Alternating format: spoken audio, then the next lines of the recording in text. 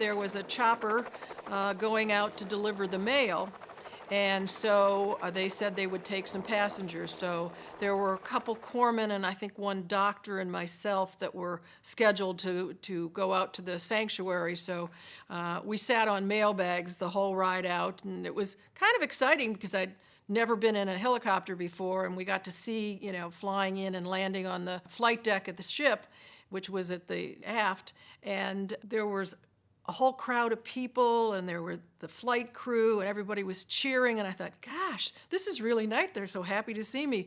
No, they didn't care about me or the doctor or the corpsman. All they wanted was the mail, because they hadn't had mail in about 4 or 5 days, or, and they were waiting for their mail.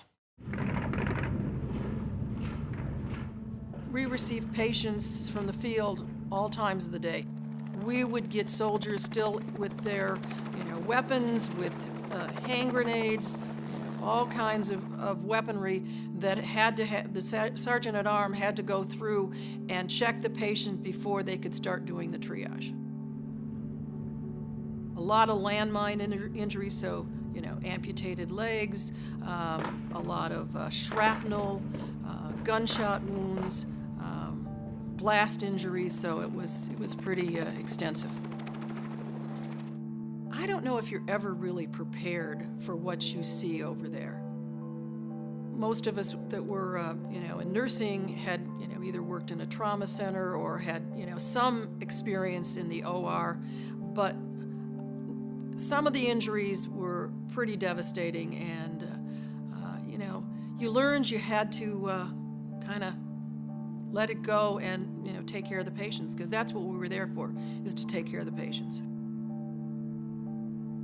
We were a family, and some of my best friends are still the nurses that I knew in Vietnam. We kept together, we did things together. That was our family. Not everybody was able to deal with it, especially with, post-traumatic stress disorder, and some people, just did not handle it. I was extremely fortunate. I had a wonderful support system at home. I had good friends and other people that had been through the same similar situations, so we could talk about it. We could, if we were sad or we were upset, we had someone to go to and to talk to. And I think that's essential. You can't keep it bottled up inside. You can't. You have to be able to talk about it and deal with it.